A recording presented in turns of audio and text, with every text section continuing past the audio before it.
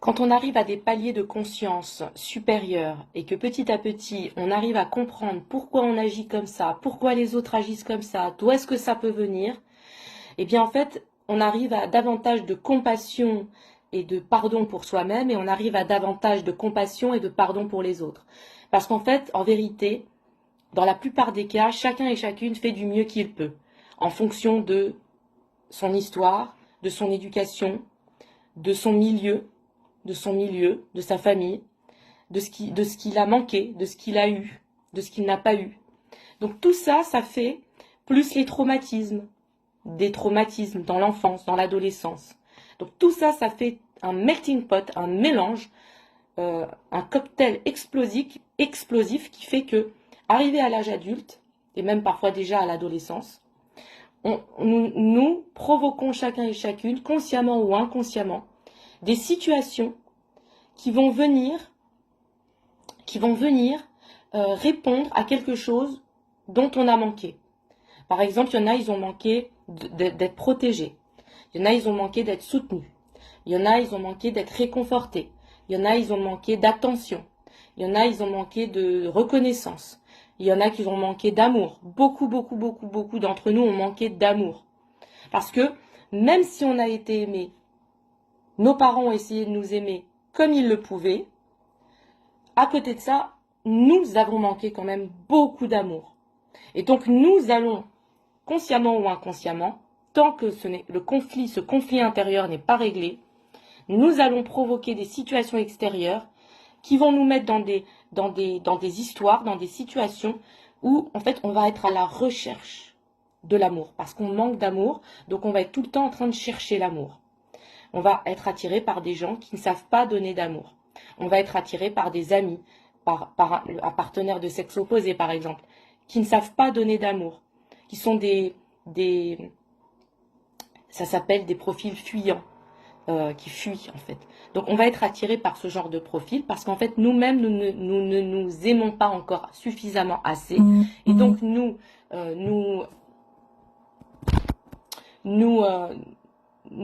attirons, nous créons nous-mêmes des situations justement.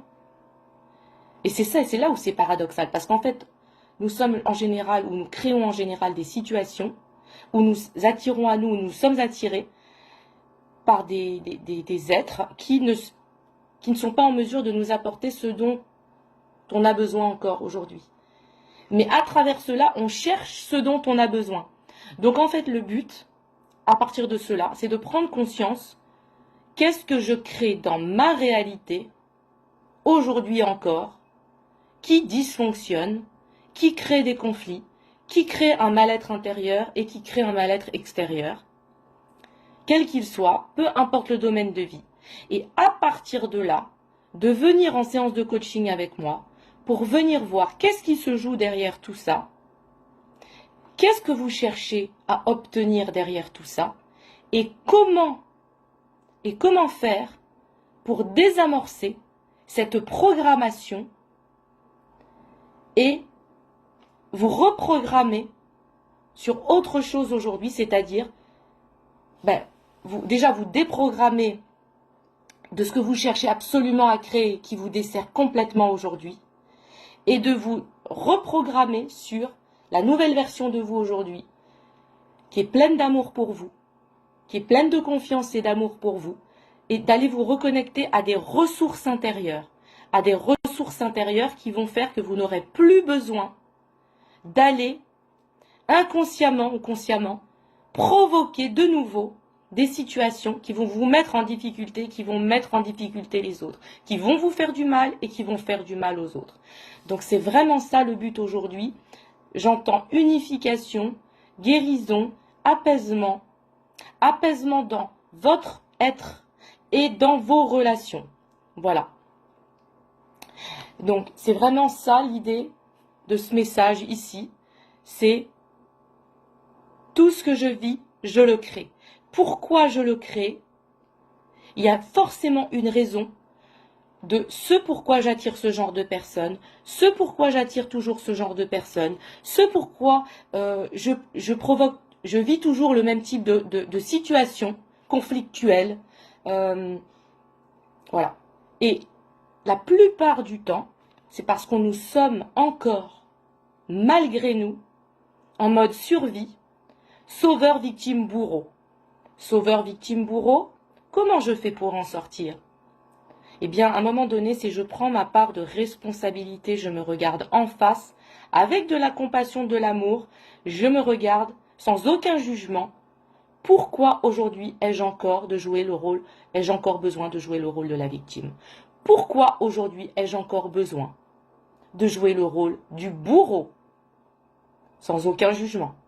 Pourquoi aujourd'hui j'ai besoin de jouer le rôle de la victime, du bourreau, et après j'ai besoin de me sentir sauvée?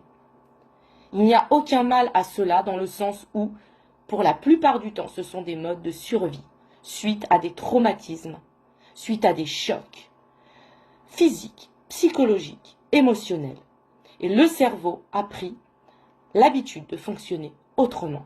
Mais il est possible de déprogrammer cela en prenant conscience, en revisitant certaines choses, certains moments clés, et en venant ensuite par des techniques, par une technique, de venir désamorcer la chose.